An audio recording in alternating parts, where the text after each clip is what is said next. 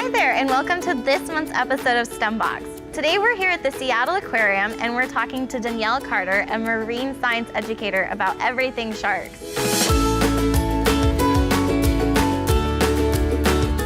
So Danielle, can you tell me a little bit about what the aquarium does for sharks, what kind of research you have going on here? Yeah, definitely. So sharks are one of my favorite animals. They are amazing. And here at the Seattle Aquarium, we have one species of shark on display called the spiny dogfish shark. They are native to Puget Sound, and they are located in our underwater dome. And they get all kinds of good food to eat, like mackerel and squid and herring and clams. And we also have a permit that allows us to actually release the sharks back into the sound if necessary. How long do you wait until you release them back into the sound? It kind of depends on case to case, but if they're not doing well in their habitat here at the aquarium, we always have that option to let them return to life in the sound. Oh, okay. And then I think earlier we'd been talking and you said you do the aquarium does research on sharks. Yeah, definitely. So we do research on another species of sharks that lives here in Puget Sound called the six-gill shark. And we send divers down underneath our pier, and they have filmed the sharks swimming underneath the piers of our aquarium, which is amazing to think about, really big sharks swimming under the aquarium. That's so exciting. Yeah, there's actually, I believe it's 11 different species of sharks that have been seen in Puget Sound. There's only a couple that are common, and of the ones that are common, most of them are little, so you don't really have to worry about it. Yeah, that's fine. But I believe it was a couple years ago they actually saw a basking shark here in Puget Sound, and that's the second largest shark out there. Oh. But they only eat plankton, so Right, it's okay. no, that's fine. I'm not worried about them. I just don't like big things in the water. So then, can you tell us a little bit about shark anatomy and biology? Yeah. So I understand that there's a ton of fins on sharks that I don't necessarily understand what they're called or what they're for. Right. So if you could just walk us through our little plush model Ruby, that would be fantastic. Right, so sharks like Ruby have lots of different fins. And sharks are fish, so a lot of fish will have these same fins and they kind of have the same function as well. So the most noticeable fin on a shark is this top fin up here, the dorsal fin. That's what everyone always thinks of when they see a shark. Right? And most sharks actually have two dorsal fins. They have a larger one and then a smaller one back towards their tail, which is their caudal fin. And then they have these fins on the side. These are their pectoral fins. Little waving. They're like little wings on an airplane. Yeah. And then they'll also have some fins on the bottom of them. This shark here has its pelvic fins, and what it does not have are anal fins, but not all sharks have anal fins, so that's totally okay that this shark doesn't have it. Wouldn't that be so awkward if we had pelvic fins? It would be super like awkward, on our right? hips. So any guess of what these fins are? Why do they have so many? Do you know why they have so many fins? My guess would be for navigating up, down, like 3D motion in the ocean. Yeah, motion in the ocean, nice. So definitely, so their tail fin or their caudal fin, that is where they get their power from. So the faster they move that, the faster they're gonna go in the water. Okay. And if you look at how a shark's body is shaped, it's kind of shaped like a football, right? It is. This one especially. Right, and if you think about what happens when you throw a football, like really fast. If I could, yeah. It spirals, right? Uh-huh. And a shark does not want to spiral when it's swimming fast. That would make sense. So their dorsal fin and their pelvic and anal fins help for stabilization, so they don't tip over when they're swimming. Helps so the keep them pelvic straight. and the anal fins make you stand up straight, or if you're a shark, swim up straight. Yeah, so basically the fins on the top and the bottom of their body help them do that. Kind of like a sailboat. Exactly. Okay. Yep. And then their pectoral fins on the side, that's how they steer. Oh, okay, cool. So you're exactly right. It helps them navigate in the motion of the ocean. Yeah, 3D motion in the ocean. That's your new Shark Week tagline. Definitely. All right, so aside from their anatomy of the fins and their body shape, which is super interesting, their eyes, I've heard that there's some really interesting stuff going on with that. Tapetum lucidium? Yeah, so the tapetum lucidium is actually really interesting, and other animals have it too. So if you've ever seen pictures of like a cat or a dog with their eyes glowing, that's because of the tapetum lucidium. And what it does is it helps animals see in limited light. So animals that are nocturnal, if you think of a cat, they're usually up at night, right? So animals that are nocturnal or live in areas where there's not a lot of light, like our sharks do. If they live deep down in the ocean, they need to be able to see to be able to find their food. So it's an internal flashlight. It kind of, yeah. It's like a mirror that helps. That's a better way. So any kind of light that enters their eyes, it'll hit the retina twice because it bounces off this mirror So it gives light an extra chance to get processed. Fantastic, that makes sense. Really cool. And that's exciting because this is one of the experiments in our boxes that girls will get to play with this month. They don't actually get an eyeball. That's something you have to wait till college to dissect. Oh yeah. But that's still a super interesting experiment to see the difference between something shiny and reflective and something boring like our human eyes reflecting light. Right, yeah, because we don't have that, which is why it's hard for us to see at night, and we have to use things like night vision goggles, right? But sharks, they can see perfectly well underwater. Fantastic. Because of that.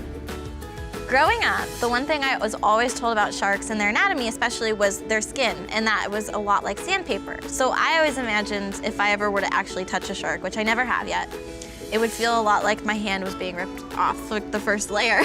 So maybe you can explain why I'm being irrational or how that actually works. No, you're not being really irrational. Actually, I've done crafts in summer camps and different classes where we make a shark out of sandpaper. Oh. Because that's kind of what their skin feels like. So, but I have also touched a shark and have not had my finger sliced off. That's awesome. So no fear. Although you shouldn't go out touching wild sharks. So I'm okay with probably that. okay not touching a shark. So what sharks have on their skin, it's actually called special scales because they are fish, right? So they have scales, and their special scales called dermal denticles. Dermal denticles. And if you break that word down, it means skin teeth. Skin teeth. So they have tiny little teeth on their skin. So what that means is if you touch a shark one way from head to tail, it's going to feel really smooth because you're going with, with the grain. With the grain. All right, so you're kind of pressing down and it feels really smooth. But if you go from tail to head, you're going against the grain, so that's where you're going to feel that rough sandpaper feeling. Wow. And some sharks actually do have really tough skin, and you could potentially slice your hand if you're rubbing a shark really hard the wrong way. Yeah, don't rub sharks the wrong way. not recommended to go out and try to feel the different sharks and see how tough their skin is. But they do have really tough skin. That's good advice. And I love that it's skin teeth. Yeah, that's so freaky. That's what it means. So it's like they have teeth in their mouth and they have teeth all over their body. They're just teeth. But they don't eat with the teeth on their skin. No. That would be really weird.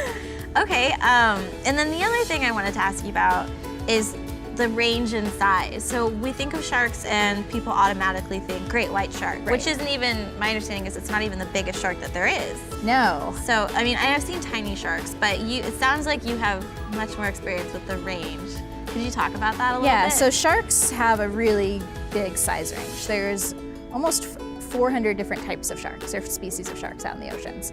And they range from the dwarf lantern shark, which is about the size of this, only about 6 to 8 inches long. Okay. That's it, full grown. And the largest shark is the whale shark, and they can be over 40 feet long. And they're huge. I've actually been lucky enough to snorkel and go swimming with whale sharks. Oh. And I didn't even think twice because I think sharks are amazing. So I was like, oh cool, whale shark. And the boat driver told me to jump in. I jumped in, and I'm in the water and through my mask, and there's this giant shark. And the shark could care less that I was there because they, despite being really big, they eat really tiny things in the water.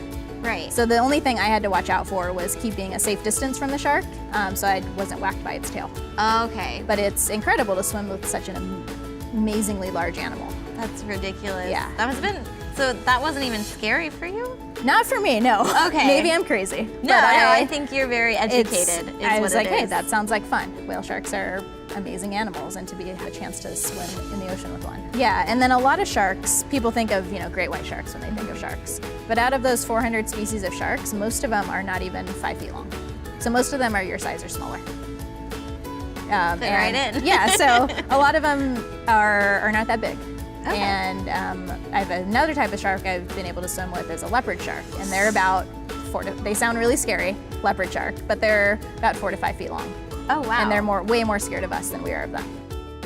Now that we know a little bit about the shark anatomy and how their eyes work, their skin, teeth, everything like that, it would be really interesting to talk to you about the life cycle of sharks, different really important developmental stages for sharks, breeding patterns, migration, stuff like that. So let's start at the beginning. Yeah. Birth. How do sharks get born? Well, sharks actually can be born in 3 different ways, depending on the shark. So some sharks lay eggs, like you maybe expect with fish. Other sharks have live birth, kind of like us mammals. And then the third way is kind of an in-between stage, and that's the way most sharks give birth. And it's where there's actually the embryos inside the mother shark, but they're not being fed by the mother, they're actually feeding off of a yolk sac. Oh. So it's like an internal, external. It's like a kangaroo almost? Kind of. But they aren't in any way attached to the mother. Okay. They're feeding off the yolk sac. And when they're born, they appear like if they're live birth. They just pop out fully developed and they're ready to go. Okay. I'm sure. So there's a few different ways. And then sharks, their gestation period, or how long the mother shark remains pregnant, varies. Okay. The sharks we have here at the aquarium, why we don't have an active breeding program, the spiny dogfish, they remain pregnant for up to 24 months, which I believe is one of the largest gestational periods of any vertebrate. Yeah. So it's 2 years. That's 2 years that baby pregnant. shark is growing inside its mom. Ugh. So it's a long time. Yeah, that's a lot of work. Yeah.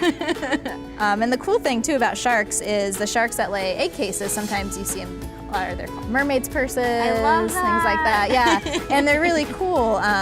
The little baby sharks grow up in there, and when they pop out of that egg case, they're just mini sharks. They're ready to go. They can eat on their own. They don't feed off of mother's milk, right? Because they're not mammals. So they have to go out and hunt their food and avoid being eaten right from as soon as they pop out. Sounds a lot like life. Yeah. So. And even the sharks that have live birth, their mom doesn't take care of them. They're born and then they go off and be sharks. Wow, that's a quick turnaround. I had to go to college for that to happen. Right, you gotta go to college and then your parents tell you to get out and all that. Yeah. But yeah, sharks, they're really cool. And when they're babies, they're called pups.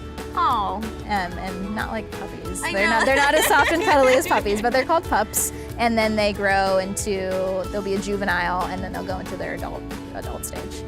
Can you tell us a little bit about what sharks eat? Like the small sharks and like the really big sharks? Yeah, so remember sharks range in size from little to really, really big. Right. So they eat lots of different things according to their size.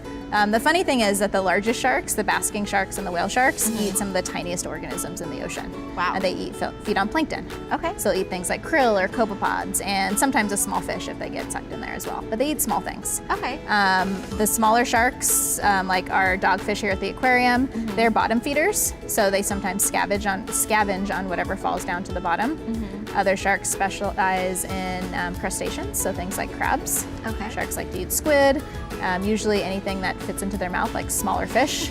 And then great white sharks, a lot of people know about that, but they hunt on, warm-blooded prey, so things like elephant seals or sea lions. Okay. And then tiger sharks actually can eat sea turtles as well. I feel like that would be such a hard thing to want to eat. Yeah, and they actually have specialized teeth. The teeth of a shark can tell you a lot about what they're eating. Oh. Based on the different, the ridges on their teeth and how their teeth are shaped. And tiger shark teeth actually are they're shaped up, and then they kind of have a crushing area to help crush turtle shells. Ooh, that's creepy. But yeah, sharks eat pretty much anything. Wow. They have a wide, depending on what kind of shark you are. Right. Yeah, you have a different diet. What kind of shark would you be? What kind of shark would I be? That's a good question. Maybe something like a mako shark. Okay. They're one of the fastest sharks in the ocean. Oh my gosh. But also, whale sharks are probably one of my favorite. They're really big, so Yeah. if you're 40 feet long, nothing is really gonna want to mess with you. Okay. And then great whites are just awesome. Man. There's just so many options. All sharks are really cool. Okay. What kind of shark would you be? I don't know about that many sharks, but I feel like a leopard shark, because you said it's my height. It's right, it'd be easy for you to be a leopard shark. That's a It's about your terrible size. reason. But it sounds like they also have a really cool coat going on, and I don't know. Yeah, they I could get definitely down with that. Definitely have some cool coloration, and each shark has the leopard sharks have different types of coloration, and even whale sharks, they have spots. Oh. And scientists, when they're identifying each individual, will actually take a picture and look at its spot pattern to Like a identify barcode. it. Kind of like a barcode. Oh, wow. So a shark's coloration can be really important in telling them apart for Ooh, scientists. Interesting. So now we should talk a little bit about symbiotic relationships and the ecosystem that sharks exist in. Right. I totally don't know the name of whatever this is, but there's little fish that I've seen in pictures stuck to the bottom of sharks wiggling around. Yeah. Yeah, what are those? So those are called remoras. Okay. And they are fish, and Okay. they will attach to large things, often sharks, with a sucker disc in their mouth. And they will just cling on to that shark and go along for the ride. Oh. And this is often referred to as a symbiotic relationship because that means that both animals in that relationship are benefiting. It's Okay. not bad for anybody. So the remora, as you can imagine, gets a free ride, right? And it also can eat parasites off the shark. Okay. And it also can get any kind of leftover food that may go past its Any mouth. chum that just Right, kind of falls anything out. kind of thing that falls out. Okay. And then the shark is benefiting from the remora because it's keeping nice and clean, right? It's not going to get any parasites.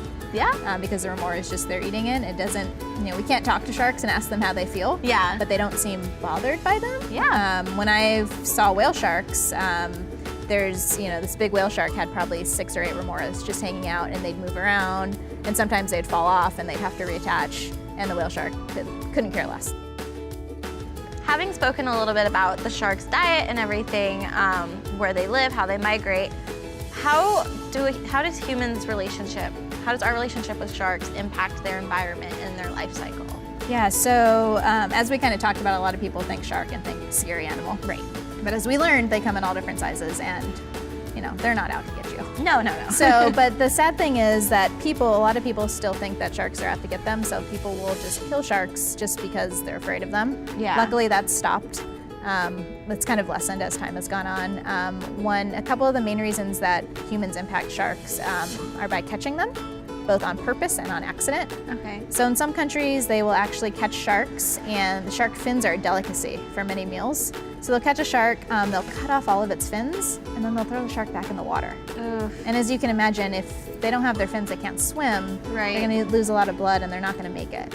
And so, and the fins will sell for top dollar at a market to go into shark fin soup or things like that. And it doesn't even taste that good. No, it doesn't sound great. Something good is that a lot of states here in the U.S. have banned the sale or trade of shark products. Good. Washington's one of them. I think Hawaii was the first state. So a lot of states are getting on board with, no, we don't want any shark products, which is good for sharks. Right.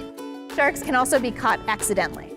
So if you're fishing, a lot of times with these large, they're called gill nets, are out in the water to catch big fish, and sometimes a shark will actually get stuck in that gill net and become what's called bycatch. So something that the fishermen aren't intentionally trying to catch sharks. They get them by accident.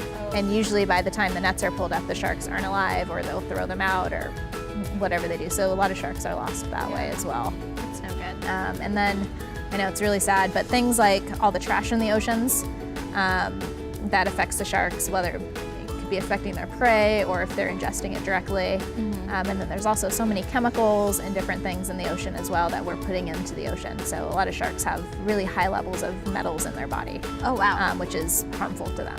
So there's a lot of bad things that we're doing to sharks. Not always on purpose, Right. but a lot of things out But there. things that we could be doing, like in your everyday life, to prevent these kinds of things from happening to the ocean and the sharks. Yeah, definitely. So it's hard for us as individuals to go and change laws, right? Right. But we can be responsible when we're old enough. Definitely vote, and you can vote on things to help sharks out and help the environment.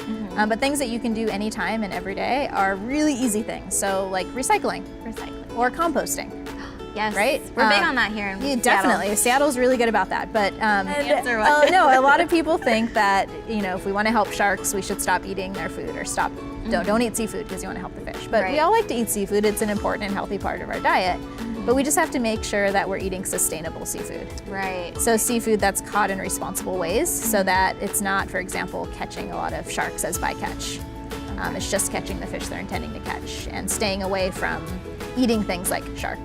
Obviously, right? Yeah, I've never had shark. No, I've never had shark. Don't intend to. Don't intend to. Yeah, but if you don't eat them, then you're decreasing the demand on them. That sounds pretty easy. Like I could do that one for sure. And I would do recycle and compost. But yeah, so things like recycling, compost, that's easy for everyone to do. And they'll just become habit. Yeah, and if you don't do it, it can become habit. And it doesn't only help sharks; it helps all the other animals in the ocean as well. That's good. Okay. Now, one myth I would want to debunk. There's this myth out there that sharks always have to keep swimming or else they'll die. Is this true? Not quite. Okay. So sharks have to keep oxygen. They have to keep getting oxygen, right? Or else they can't breathe and they'll die. Right. But sharks, there are a lot of shark species that actually spend a lot of time sitting on the bottom. And so they can actually pump water through their gills by a couple of different ways. Okay. So some sharks have these little holes in the side of their head called spiracles. Okay. One of my friends told me one time, the miracle of the spiracle. The miracle of the spiracle. Because there are these little holes that will allow water to actually flow through. Okay. And help them if they're sitting stationary on the bottom. Oh, wow. Other sharks can, so they can sit with their mouth open and allow that water to, and with the help of the spiracles, flow through their gills. Ooh. Other sharks can actively do that process by sitting on the water and opening and closing their mouth. You know, they can open their gill slits, allow the water to flow through, and they can pass oxygen through that way. Okay. And then, so that debunks that then. So sharks, not all sharks have to keep swimming until the Right, so if you see a shark sitting on the bottom, it doesn't mean that it's gonna die. Right. It's probably just hanging out and resting, and it has it all taken care of. So the real way to say that would be sharks need water to pass over their gills to make oxygen. Right. All right, that sounds fair. Do you have any other fun facts for us that you'd like to share? So we talked a little bit about shark teeth, right? Yes. And shark teeth are really, really amazing. A shark like a great white shark has probably about 300 teeth in its mouth. 7 rows of teeth. They have rows, right? Oh. And the reason they have rows and rows of teeth is that they lose teeth quite often. That sounds so horrible, just like your teeth falling out. Right, but if you can imagine, if you're a shark or if you're any animal and your teeth fall out, you're not going to be very good at catching your food. No. So a shark can go through over 20,000 teeth in its lifetime. One shark, 20,000 teeth. I don't even think my brain can comprehend. No, that's a lot of teeth, right? Yeah. And so they lose their teeth because they're not connected to bone at all. Okay. So they just, if they bite something really hard, they may lose teeth, and then another one, kind of like a conveyor belt, just pops on it. Oh, weird. And so because of that, shark tooth fossils are some of the most numerous fossils on Earth. Oh, wow. So that's why a lot of times you'll see shark tooth necklaces, because they lose their teeth a lot. And if they're fossilized, there's so many of them out there. Another fun fact that I would love to hear about are shark freckles. Can you tell us a little bit about their freckles and what those are for? Yeah, so sharks, believe it or not, have what look like freckles. And these are actually specialized, and they're right around their nose area. Around the snout? Yeah, around their snout. And they're special oil-filled cells that help them detect, they can detect electrical fields. Okay. And every animal gives off an electric pulse with your heartbeat. So they can actually sense the heartbeat of a prey if it's, you know, hidden under the sand, for example, and they can't see it, but they can sense it being there. Oh my gosh. So something that's really cool is, have you ever wondered why a hammerhead shark, his head is shaped like a hammer? I have actually. So with that hammer shaped, they have more of these freckles. These freckles are called ampullae of Lorenzini. Try saying that 10 times fast, right? Don't even know if I could do it. It's hard, right? Yeah, so they have these ampullae of Lorenzini spread out along that hammer shape because they like to feed on animals living under the sand. So they can go under this, go and detect those heartbeats, essentially, and be able to grab the prey without seeing it. It's like those metal detectors old men use at the beach. Exactly. Oh. It's kind of like a metal detector, but it's a fish detector. Okay. It has been so great getting to talk to Danielle about everything the aquarium does for sharks, shark biology, what we as humans can do to make lives for sharks better. But I would love for our STEMinists to meet our featured STEMinist, Danielle, and see how she got into the career path of marine science education. So click here to watch our video about Danielle. This has been really fun. I love educating people about sharks. Sharks are amazing animals. They've been on this earth for over 450 million years. That's incredible. That's bonkers. So they're amazing animals, so it's been lots of fun. Until then, we will see you guys on our next video or next month. Thank you so much for tuning in.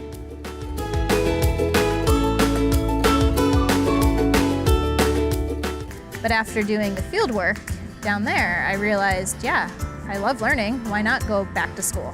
So then I got a master's degree in marine science.